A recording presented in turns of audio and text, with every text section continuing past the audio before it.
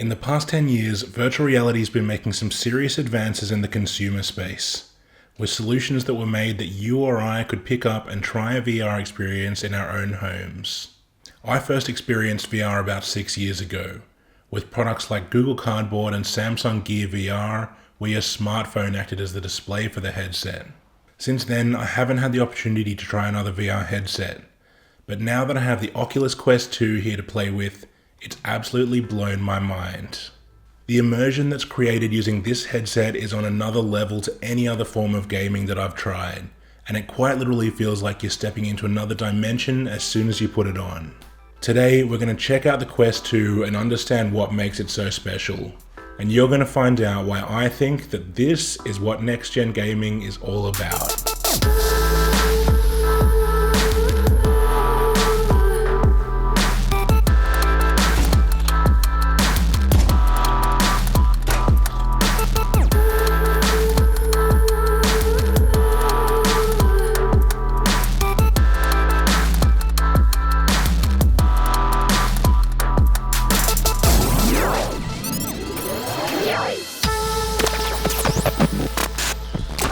First, I want to address the fact that it's been a couple of weeks since my last video.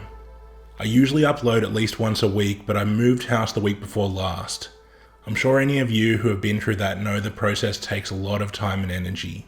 I just wanted to get settled in at the new place before I sat down and put a video together.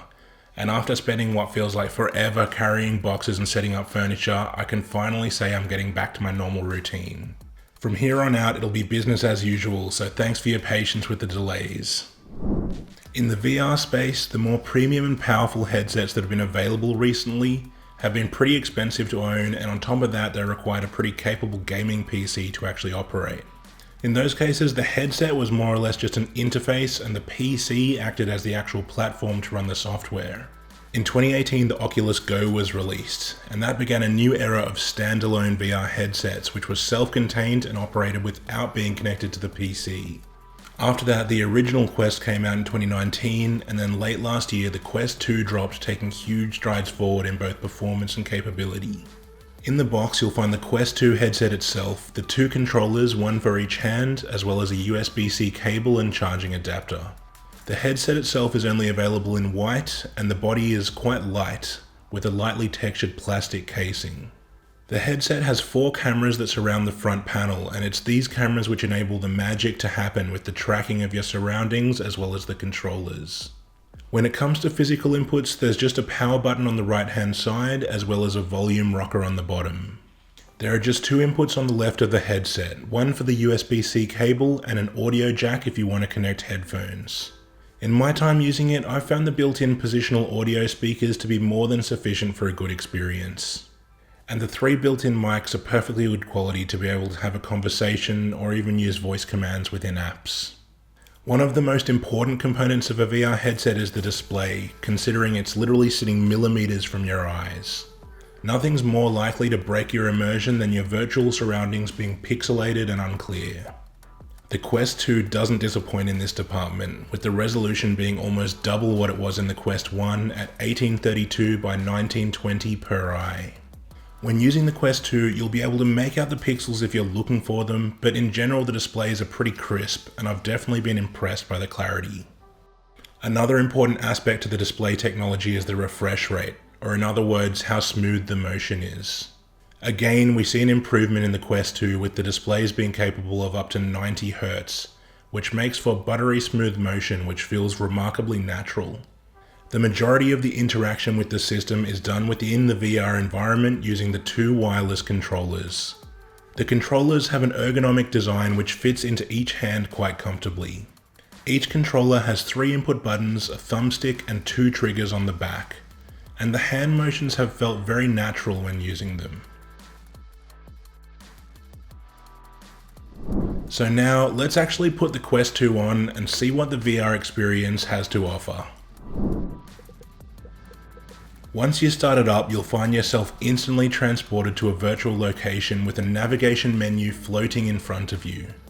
Looking down at your hands, you'll find that your hands and controllers are accurately represented virtually. Each hand will have a laser coming from it so that you can use it to interact with the menu in front of you. We'll check out a couple of games which are available natively in the Quest 2 that you can download right from the App Store in the headset. Being a big fan of poker and long-time player, I've found myself constantly coming back to PokerStars VR, which is available for free to download in the Oculus Store.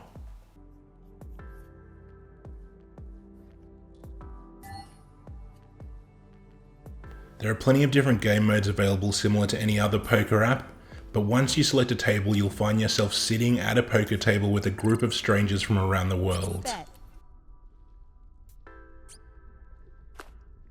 The way that you can interact with a bunch of props and even the cards and chips themselves feels so natural and keeps the game interesting between hands. If you want to, you can even light up a cigar and casually puff away, or sip on a virtual drink whilst you play, which feels surprisingly convincing. There are also a variety of apps for consuming content, whether it be 360-degree VR videos or just standard videos. For example, if you want to watch YouTube in this app, it literally feels like you're sitting at the IMAX theater with this massive screen in front of you. I was actually surprised at how large the range of both free and paid apps are that are available in the Oculus Store. I've had a lot of fun trying out a few of them so far.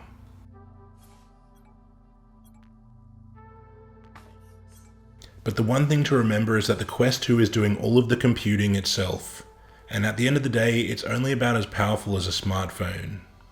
This means that there are obviously limitations in the graphical experience that can be provided by these native games. However, the amazing thing is that you can actually take full potential of the high resolution and high refresh rate display by hooking the headset up to a computer to run the games on. The feature that allows this is called Oculus Link, which allows you to play both Oculus Rift and Steam VR games by connecting the Quest 2 to a computer. That's all well and good, but having a cable hanging out of your headset is not really ideal. This leads me to the next app called Virtual Desktop. By following a few simple steps, the Virtual Desktop app allows you to connect your Quest 2 to your computer wirelessly, and then proceed to play those Oculus Rift and Steam VR games over your Wi-Fi network. Using just my video editing laptop, I've been able to run several of these PC VR games with the graphics settings on high for the most part, and it really takes things to the next level. When you use the Quest 2 in this way, you'll definitely notice a big step up in the graphics and level of detail in the games. This free game in Steam VR called Propagation is a great showcase of how much better the graphics are when playing PC VR games through the Quest 2.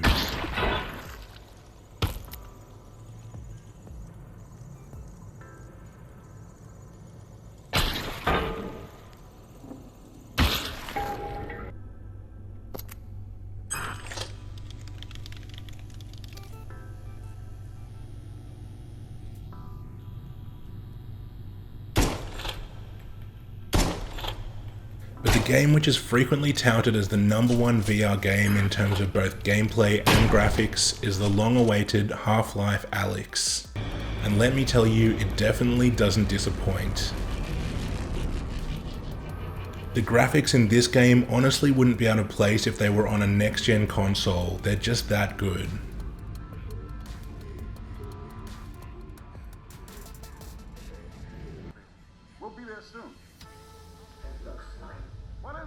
Combined with the fact that you can interact with and pick up almost every object that you can see in the game, it makes for a truly next level immersive experience.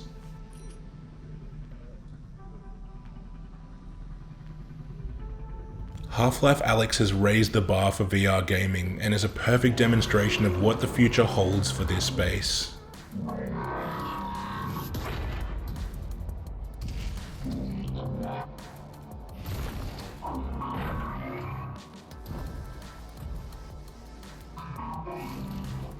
Since I've had the Quest 2, I've picked up a few accessories that generally make it better to use.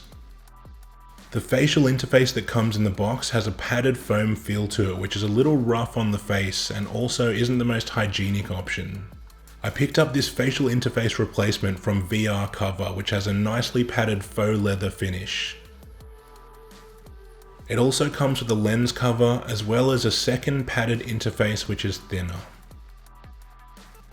The other benefit to the VR cover interface is that it has these additional flaps above the nose which help to block out light from getting into the headset. The soft elastic head strap that comes with the Quest 2 is pretty flimsy and it becomes a little uncomfortable to wear over time. Oculus have released an optional accessory which is called the Elite Strap, which provides more comfort and support. The Elite Strap replaces the soft elastic with a hard plastic band and a rubber support which cups the back of your head. It includes a mechanism to adjust the fit by turning a dial on the rear, which is much easier than trying to adjust the elastic straps. These controller covers from Kiwi Design fit over the handle of the controller and are easier to grip than the smooth plastic.